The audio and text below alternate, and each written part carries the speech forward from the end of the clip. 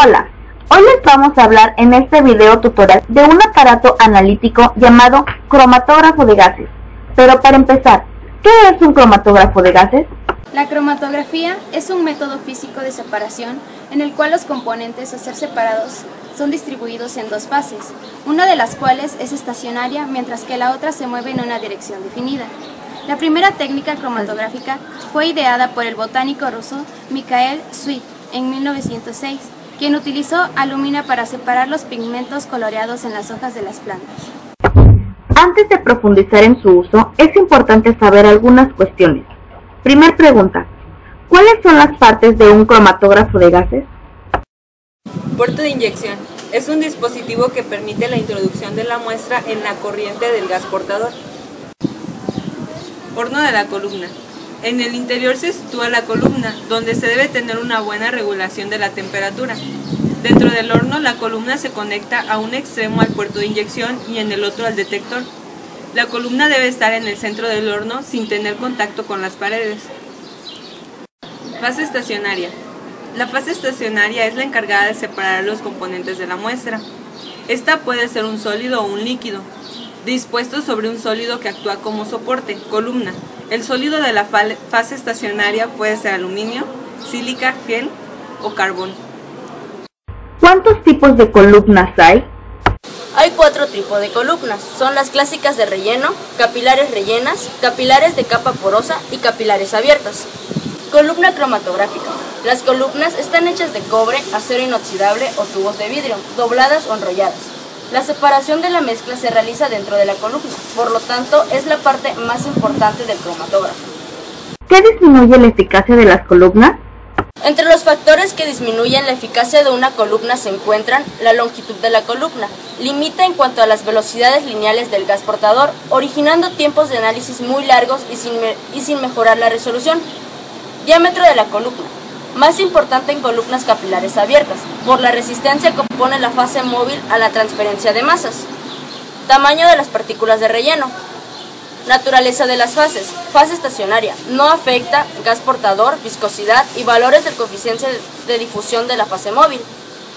Cantidad de fase estacionaria. A menor cantidad, mayor eficacia. Temperatura de la columna. Al aumentar esta disminuye la eficacia al afectar directamente en el coeficiente de reparto. Velocidad del gas portador. Una velocidad elevada es la óptima. Y la cantidad de la muestra inyectada. ¿Qué son los detectores? Los detectores son dispositivos que indican y miden los solutos en la corriente del gas acarreador, convirtiendo una señal no medible directamente en una señal elaborable de una propiedad física. Un buen detector es altamente sensible, tiene una respuesta lineal sobre un amplio rango de concentración y es relativamente insensible a las variaciones de flujo y temperatura. Los detectores más ampliamente utilizados son el detector de conductividad térmica o en sus siglas TSD y el detector de ionización de flama en sus siglas F y D. Otros también detectores llamados captura de electrones y detector de fotoionización. Ahora continuaremos la explicación con el Dr. Gerardo, quien amablemente aclarará más de nuestras dudas. Aquí podemos abrir para que vean sus compañeros. Aquí está la columna. Esto ahorita está frío, no hemos prendido el horno. Ahorita cuando yo le diga, aquí lo voy a programar para que se prenda el horno, va a empezar a calentar hasta 250 grados esta parte del inyector, 250 grados esta parte del detector, y la columna o el horno como tal va a calentar a 80 grados al inicio y va a terminar a 300 grados más o menos. Entonces hace una rampa de temperatura de 80 a 300 grados, 320. Entonces,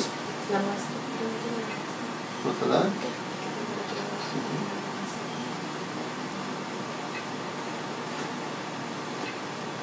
Le ponemos el detector, que es el detector de atrás. Este es el de enfrente, el de atrás. El detector de atrás es el que le decía que era de captura de electrones. Y el de acá es el de ionización de flama. Entonces, en este le damos info, on, y ya se programa él solo a 320 grados centígrados. Y va a empezar a subir. Se dan cuenta, ahorita metí la mano así, no estaba caliente. Entonces va a empezar a subir la temperatura hasta 320. Para que haga la limpieza de de la columna, como les había comentado.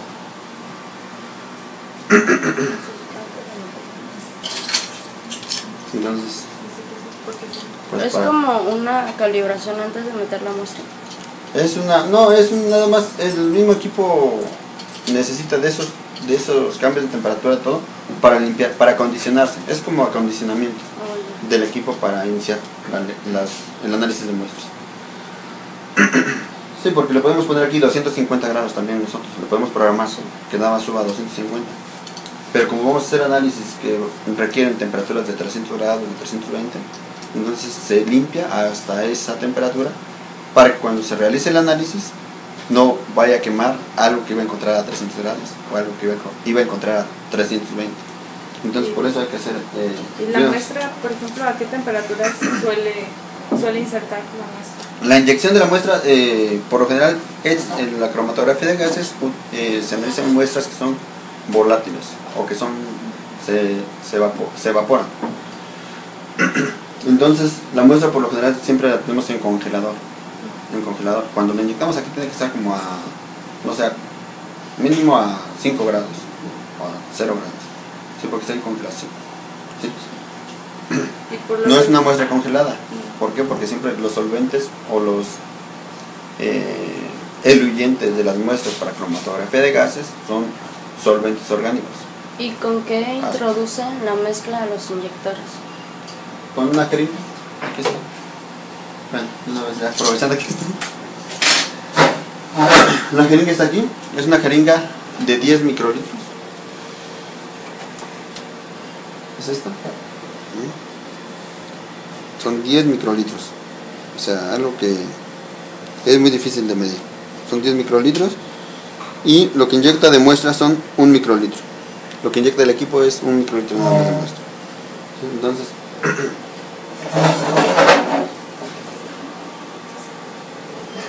la volvemos a poner. Tiene que estar bien colocada, si no. ¿Y cada cuánto se tiene que calibrar el cromatógrafo? El cromatógrafo, estos son de los más,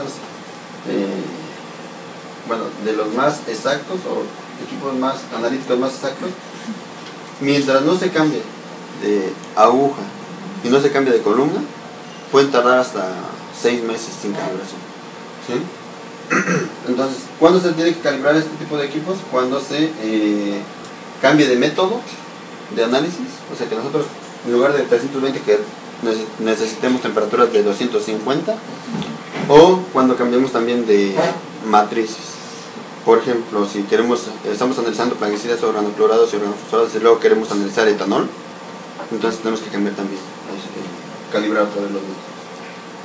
¿Y qué tipo de columna se está utilizando? Otra es una columna se conoce como columnas capilares de sílice. Columna capilar de sílice es de la marca Innowas y es de 30 metros de largo por 0.22 micrómetros de película interna. ¿Y con qué gases trabaja? Este equipo utiliza como gas gas acarreador o gas un gas transportador como fase móvil. Utiliza el helio, y como gas de combustión, hidrógeno y aire extra seco. ¿Cuáles son los errores más comunes al utilizar este equipo analítico? Algo que también sucede con este tipo de equipos es cuando, como les comentaba, aquí en el inyector, si se dan cuenta, pues todo es compresión de aire. Ustedes dirán, ¿cómo aseguramos que ahorita el helio no se salga? Entonces hay unos empaques que usa el inyector que se llaman septos. Si ese septo, después de ciertas muestras, de tanto estar perforando por la jeringa, no se cambia, entonces hay un problema de pérdida de presión, hay fuga de gas, y es lo que puede llevar también a errores. En las mediciones, simplemente el equipo no va a trabajar, porque no sensa una falla en la presión. Entonces eso es lo que no se cambian esos septos. Y la otra es también la limpieza de la columna. La columna, como cualquier conducto, siempre va a estar acumulando residuos, y si ahí metemos muestras muy sucias, después de cierto tiempo la columna se ensucia, se tapa, y si no se le da mantenimiento cada 6 meses, más o menos aproximadamente, dependiendo del uso del equipo, se puede llevarnos a cromatogramas sucios o datos erróneos, porque aparecen picos que no van en la muestra, o aparece alguna basura que no estaba contenida en la muestra, sino que es directamente de la columna. Sí, pero son de los errores más importantes. Y la acepta también se cambia cada 6 Cada 6 meses. meses aproximadamente. Sí. Por el fabricante se tiene especificado que aguanta hasta 2000 muestras, inyectar 2000 muestras. Lo que pase primero, 2000 muestras o 6 meses. A 6 meses. Bueno, gracias. Sí. Y ahora veamos el equipo en funcionamiento. ¿Mande? Programa fotográfico.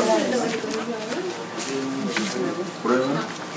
Los de ahí me son la nuclear. Mezcla 1. La mezcla 1 debe llevar 0 de todo. ¿Debe ser puro hexano? Mezcla 2. ¿Cuántos son? Son 5. Mezcla 3. Mezcla 4. ¿Qué es lo que quieren determinar con sus análisis? Determinar cómo va degradando los mangos, los granulofosforados con el tiempo y la concentración. ¿Pero en los mangos? Sí. ¿Sería en las plantas de mango? El fruto. Con la fruta. Este es el hexano, será la 1. La 1. ¿Pero esto haces a hidrólisis? ¿Dónde? ¿Entonces haces No. No. ¿Y en qué periodo es como que hacen sus mediciones? O si me puedes explicar un poquito más a grandes rasgos para poder comprender mejor lo que hace, Explícale. lo que hace el Ahora cromatógrafo. Sí. Es evaluación. A ver, Omar. Ahí está. Bueno, si se ve afuera y me dicen, ya que no es el profesor. También. ¿De? No, por ejemplo, ¿quieres el tiempo de...? Pero, o sea, como, por ejemplo, a mí nos interesa saber cuál es el fundamento, y entonces con lo que ustedes están haciendo, pues como que nos puede dar respuesta a eso de para qué. Bueno, hay que dar cuenta que en nuestro tesis vamos a determinar los cambios de concentraciones que existen de plaguicidas dentro del fruto como es el mango. Entonces, con ayuda del cromatógrafo nos va a ayudar a determinar el nivel de concentración que tienen sus plaguicidas dentro del fruto, de acuerdo al tiempo de su aplicación, para ir viendo los cambios. Bueno, gracias. Entonces, ya colocamos la secuencia de las muestras que va a analizar en este momento. Son 6 muestras. Lo que tienen esas muestras son mezclas de plaguicidas organofosforados. Entonces le vamos a dar, ya que está todo esto, le vamos a dar correr secuencia. ¿Sí? Y que si quiere que guardemos cambios, sí. Le podemos poner un comentario. GHB 1902 2014. ¿Quisieras? Sí. Me dan miedo. Que si quiero iniciar la secuencia, sí. Entonces, ¿Tiene hexano? Ajá, lo que voy a preguntar. ¿ya? Sí. ¿Tiene hexano? Ah, No, es. sí, tiene todo eso.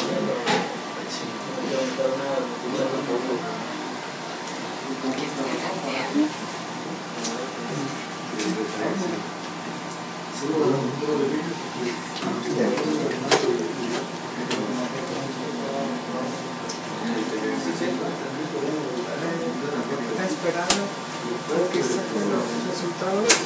más o menos por muestra se tarda como 20 minutos.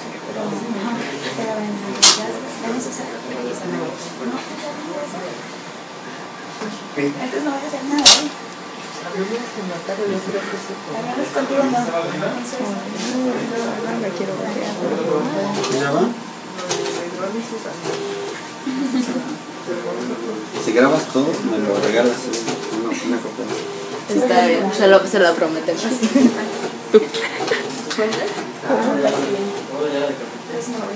Ya.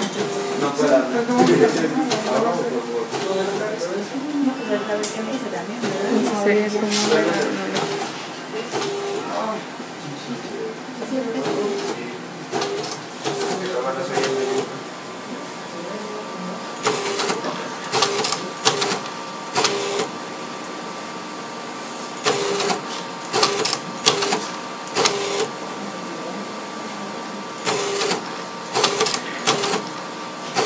Son lavados que está haciendo el equipo.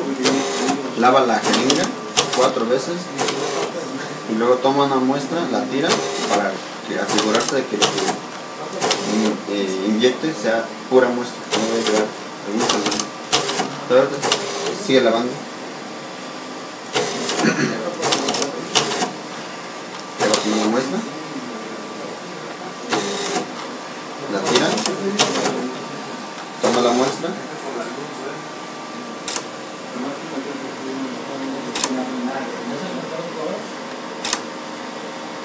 Está enjuagando la jeringa.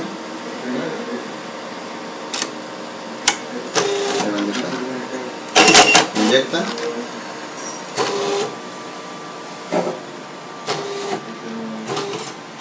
Entonces aquí esta raya roja indica cuando inyecta la muestra. Entonces lo que aparece después de esta raya roja es ya lo que está dentro de nuestra muestra. Ahorita van a ver que no va a aparecer muchas cosas porque es puro examen, es puro solvente. Ya no tengo que dar todas nuestras muestras. Va a hacer su análisis, pero no va a aparecer ninguna. La siguiente muestra que inyecto, ahí sí ya va a aparecer un pico porque ya es plaguicida la que estamos inyectando. Pero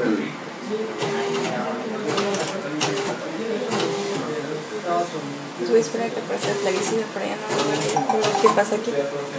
ya, sí que le Sí, no, se va a tardar mucho en... sí, son como 30 minutos. Se pueden venir dentro de media hora.